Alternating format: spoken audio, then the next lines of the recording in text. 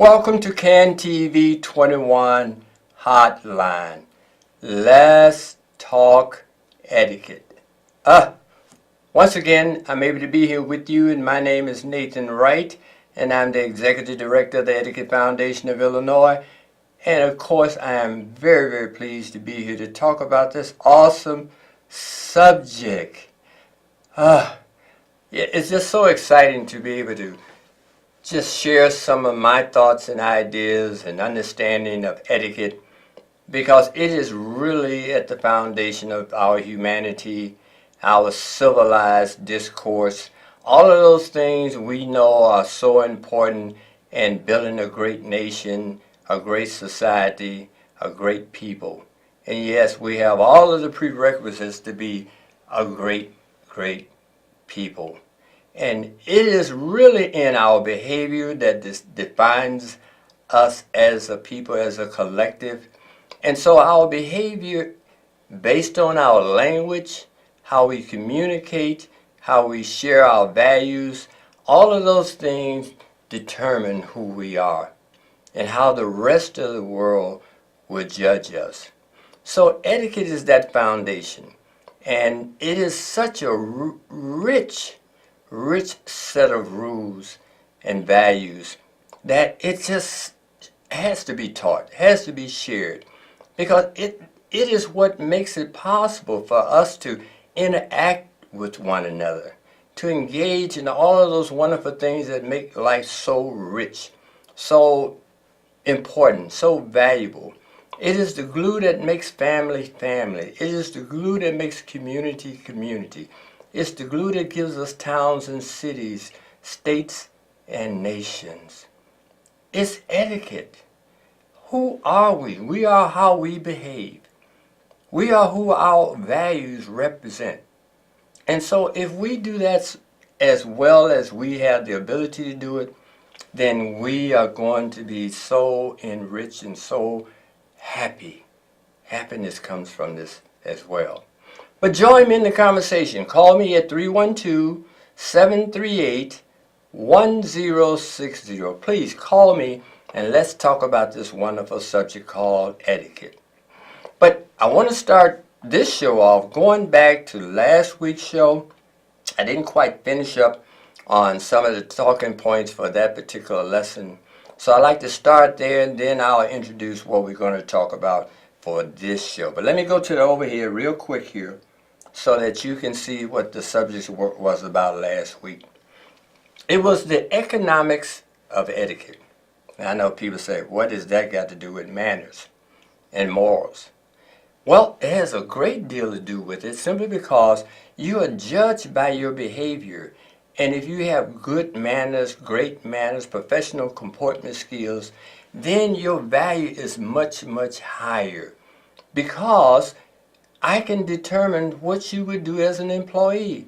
I can determine how you're going to behave, how you're going to interact with fellow employees or clients. I know you have the social skills to represent my company at its very best. And yes, you are a representative of my company. And so if you're doing that at a high level and you're doing it professionally, then we're going to make more money. We're going to have higher profits and higher returns on our investments. So etiquette plays a key role in the success of almost all companies that have something to do with the general public or work with other people. So the economics of etiquette is the key to your success strategy. It really is, because it represents you. When you walk into the room, there's a way you walk into a room.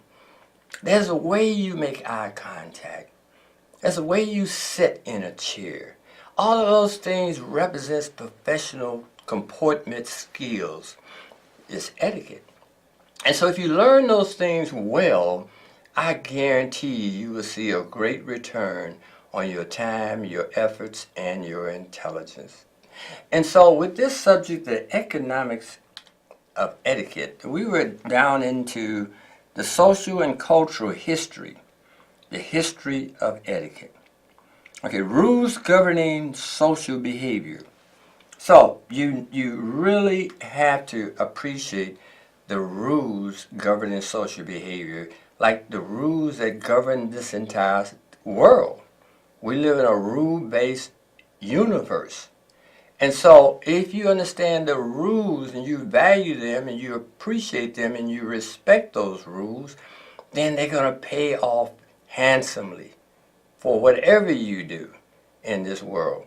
And so that's a key to learning how to be a great person simply because you know how to conduct yourself. Good manners and morals, the rules governing ethical values. We living in a world today that really doesn't have an appreciation for ethical values. And it's so unfortunate because this high-tech world we live in today is teaching our children how to be just the opposite. Just the opposite. There was a time when the family values meant everything. The exposure to the world outside of the family was at minimum. Now the exposure to your children has taken over the family and is driving the values of the family. The influence of these actors and actresses on the TV, playing these melodramas, sounding so convincing and so real, and your child is buying into the values that are represented in this corporate media presentation. That's really what's influencing your children's behavior. You may have values as a parent, and you should, but unless you are actively teaching those values to your children, and you're leaving it up to the TV and the melodramas to teach them, then that is a awful, awful position to take as a parent. You're really missing a great opportunity to educate your child in having good ethical values. I have a caller. Yes, sir. This is Ray. How you doing, my friend? Hello, Ray. How are you? Good to hear from you again. Okay. You know, everything you say, I grew up doing because I had a family that showed me the right way. That's yes, it. Sir. No, sir. Yes, ma'am. No, ma'am. Yes. Help the elderly, take the groceries home and stuff like that. Yes. That was pride. You had pride in your family. You had pride for doing that, for doing that good stuff for everybody. But now, they go to school. By the time they're in the 7th grade, they're all tattooed up. Their pants are to their knees. Dreadlocks all the way to their back. And when they go for a job, who's going to hire somebody like that? Here comes a Caucasian or anybody else, nicely dressed. Yes, sir. No, sir. Instead of saying, yeah. Right. Yes. And then the people get mad. They say, see, they only hire white people. No, they hire the right person for that job. Right. That's who they hire. That's so true. And now the teachers, they don't care about teaching anymore. No. When I was going to school, them teachers taught you. They were serious. American. You're right. I had to work a little harder because I wasn't white. Right. I'll tell you what, if I needed help from that teacher, she was there to help me. Absolutely. You're right. Now, yes, sure, I'm like, I know that's how I grew up. I grew up with a family behind me that taught me the right way. Absolutely. when you're born, there's only a 50-50 chance either way. You're either going to comply or not comply. Right. So, and then if you don't have any family or a bad family behind you, that you got about a 25% chance of succeeding. Yes. I didn't say that. Or wanting to succeed. I agree wholeheartedly with you because I had the same upbringing that you have had. Yes, and that's the only way to be brought up. Absolutely. I'm happy I was brought up like that. Because if I didn't, I brought up my children the same way. And yes.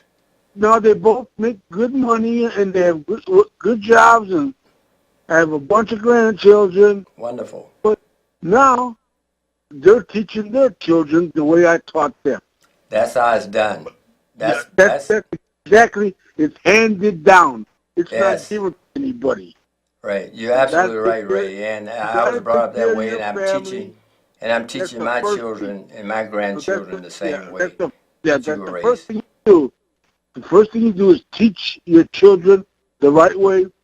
You shouldn't have any trouble bringing them up. Thank you for letting me talk. Thank you, Ray. I really appreciate the call, and I totally agree with you. Everything you said is absolutely on point. It's so critical. Unfortunately, we're blessed, and we were able to raise our children to have a good sense and understanding of how important uh, this discipline is in raising them. And they were able to do the same, repeat that with their children and your grandchildren. But what a wonderful story. I really appreciate you calling and sharing that with me, and with the audience as well, because they need to hear it from someone else. So continue to call us. You know where we're at. Just give us a call and share those same wonderful values. They're called values. And values is really at the heart of family and family life. You have to have values to have a family. You have to have those things you believe in and that you want to pass on to your children that you know is good and decent and honorable. You want them to have those values.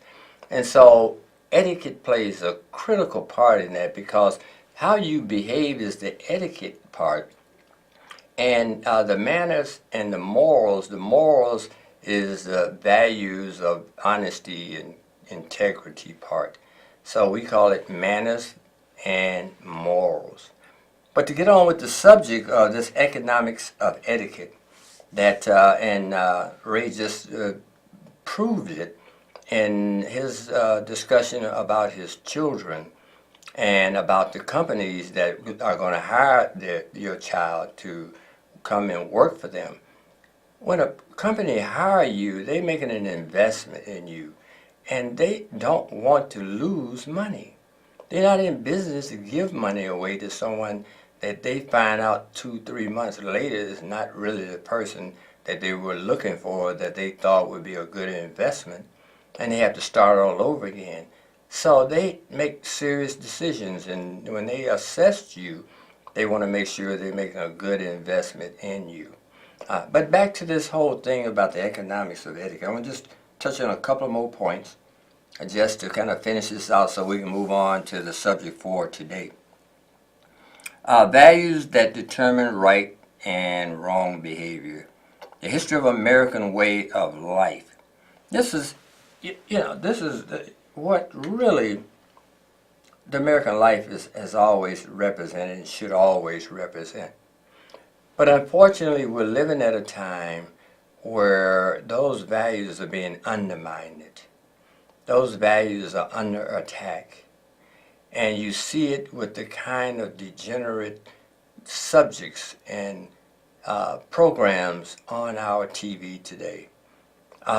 This degrading of us as a people. This characterizing us as a loose, uncaring, unloving people. And this is what the TV is doing to us with these soap opera presentations. So what I've done for this subject, I've changed the approach to the subject to some degree. And I say approach to it because I really believe that there has been a campaign over the last 50 years to degrade etiquette and its importance in this society. And so I come up with this for this show's topic today to give you a sense of where I'm trying to go with this. And the title for this show, the Anti-Etiquette Corporate Movement. The Anti-Etiquette Corporate Movement. Now, I'm saying anti because the word is rarely heard on any of your programs on TV today. Occasionally it will come up, but not to the degree that it should come up. And the reason I think the corporation is anti-etiquette, because it really limits the kind of nasty, filthy, unethical kinds of messages that they are sending out to our children and to us as adults. And we seem to be titillated by it. And so they're on to something that they feel is profitable. So they are really anti-etiquette in many degrees that you can see it easily on your TV programming. And I think they started this anti-etiquette movement probably 40 or 50 years ago. So they don't want it promoted on TV, and they don't want it taught in the schools, and they don't want it taught in the homes.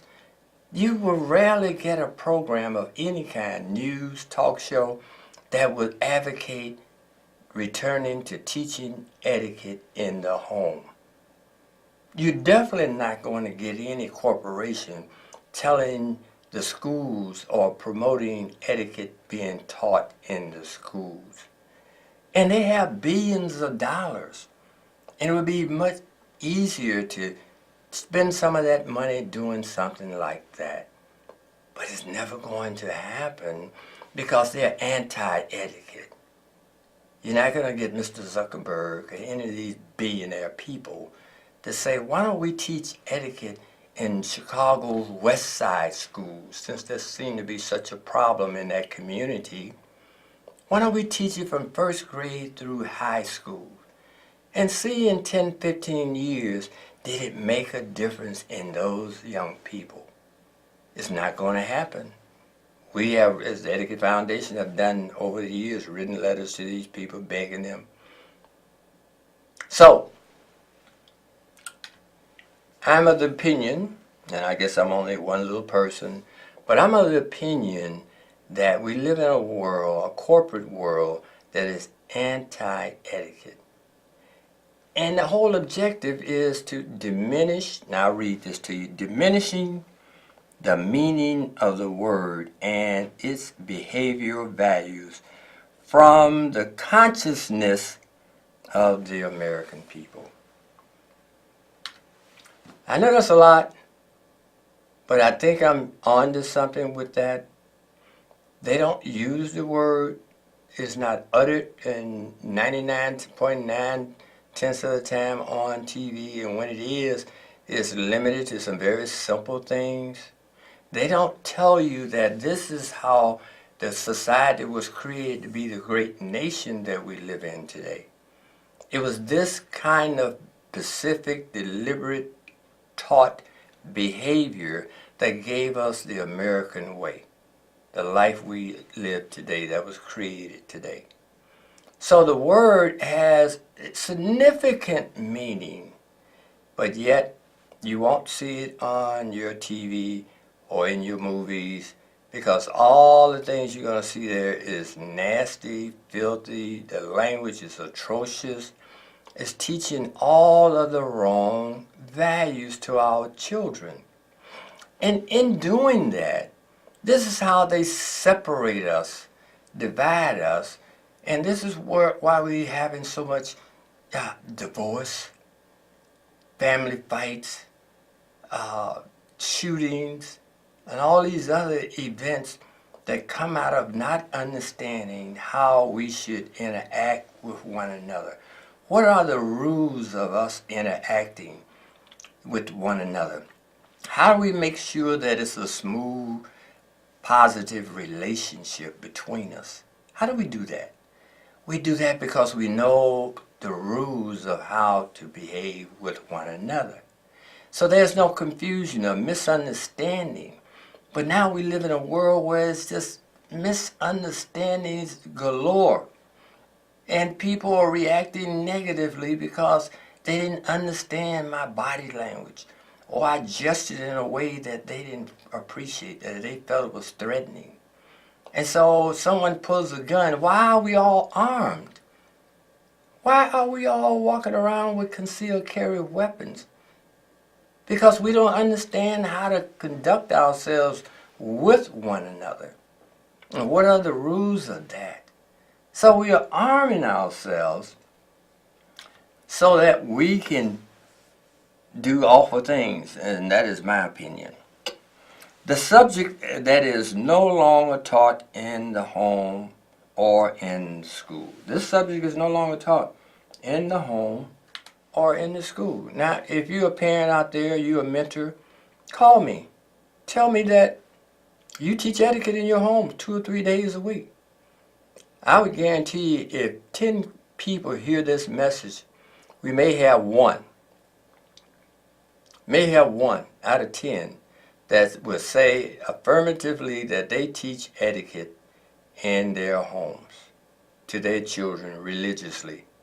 You have to teach it to a point where it counters the other negatives that's coming into your child's life. If you're not countering that negative that's being fed into your child's life through those headphones, through that little instrument in their hands that they are constantly staring at, through those so-called fake games that they are playing, which is really teaching them some other kind of values that are not very productive, that are not very positive. That's what they're teaching them. What is Mortal Kombat? What is that about? Isn't it about killing and just acting like a savage? Isn't that what that's about? Be heartless, to not have any empathy for your fellow human being or for anything that's alive? We have a caller. Call you on the air. Yes, this is Ray once again. Yes, Ray. Yeah, you're talking about people being misunderstood. I have to disagree with you there. They just don't care. Well, they got to that point by They don't their care. upbringing. And If they don't care, Ray, then they don't care, and their life is fairly over with, and it's just a matter of time before they eliminate themselves from society. And another thing, when we were going to school, teachers taught, and I'll tell you why. Because I know why. I went to school during that time. Yeah, because they weren't afraid. I mean, they were afraid of getting fired. There weren't unions then, so they could get fired quicker. Now, with the union, they have to kill somebody, and then they still won't lose their job. I mean, it's crazy. Yeah. Teach. You're right. You're right on that point. Yeah, you either teach or you don't teach. It doesn't matter because you're going to have your job. It's a job, unfortunately. Whereas during our era, it was a value system. It was a desire to educate and to teach. Exactly. And unfortunately, going through the motions of training children to pass tests. It's a test system now, and their job depends on how many pass the test. And that's so unfortunate. I appreciate your call back, Ray. But even then, the tests you talk about, they've all been dummied down. Of course. The dumbing down, you're right. That's why they passed. Yeah, you're right. The test like we had, none of them would graduate. Yeah, thank you, Ray. Appreciate the call back. Ray has an excellent point about the schools. The schools have been degenerating for the last 20 or 30 years. It's not the same school that Ray and I went to where we got a quality education and we learned something. But then, during that period, you were taught to do a specific thing, to learn a specific skill that was needed in the society. And right now, the skills that they're teaching, there's no real connection with the real work in the society. You really can't anticipate learning a skill that could employ you for 30 years in today's world with the technology changes that are going on. So I'm saddened for the young people today. Their moral values and their character has been undermined. Their intellect has been dumbed down. And Ray is so true. He's hitting the nail on the head. We have one more caller. Caller? Well, hiya, Mr. Etiquette. Yes, sir, Madam Etiquette. How are you? I'm fine. How you doing, sir? Good. Could you make it short because we're getting ready to go off the I air? certainly can. We Okay. got to start telling them teachers stay into class because the kids are watching you. If you guys keep marching, the kids ain't going to stay in school. The children, they watch what the teachers do. So I hope to God we get everything back, the funds they need, clean up those schools, and get them babies in there so they can learn their etiquette. Absolutely. Now you hit Have the a ble- Madam Etiquette. You hit the nail on the head when you said learn their etiquette because That's right. if that was taught, then we would have a different society today and a different Absolutely. citizen. If that was taught, that one subject was taught, the world would be a different place in 10, 15 Absolutely. years. But a child watches what the adults do, and if the adults are outside marching to get a better paycheck, hey, they bucket and go wild in them schools. So maybe we'll see if we get a new government, something got to shake it up, get these Absolutely. babies in that school, clean them schools up, give them some fresh water, Yes. clean pencils and papers and whatever the heck Yes. they need. We- The money's here. Yes. It's up to the government to Right. pass it on out. Right. You have a blessed Well, thank evening, you. Mr. Etiquette. Thank you, Madam Etiquette. Appreciate the You're call. more than welcome. Good Yes, night, sir. Yes. I know we're getting ready to go off the air in a few more minutes. I don't know how much more time we have, but just to kind of wrap up this particular session here, and both of my callers, I want to thank them again for calling and really appreciate your call. But this anti-etiquette movement, well, I'm getting a signal that my time is up, so I'm going to wrap it up with that. We'll continue this conversation on next Wednesday and think about the anti-etiquette corporate movement and see, don't you see what I see? Thank you so much for tuning us in. Appreciate the calls. Thank you, callers, for calling. And once again, my name is Nathan Wright, and I'm the Executive Director of the Etiquette Foundation of Illinois. And join me next Wednesday. Looking forward to it. Thank you so much.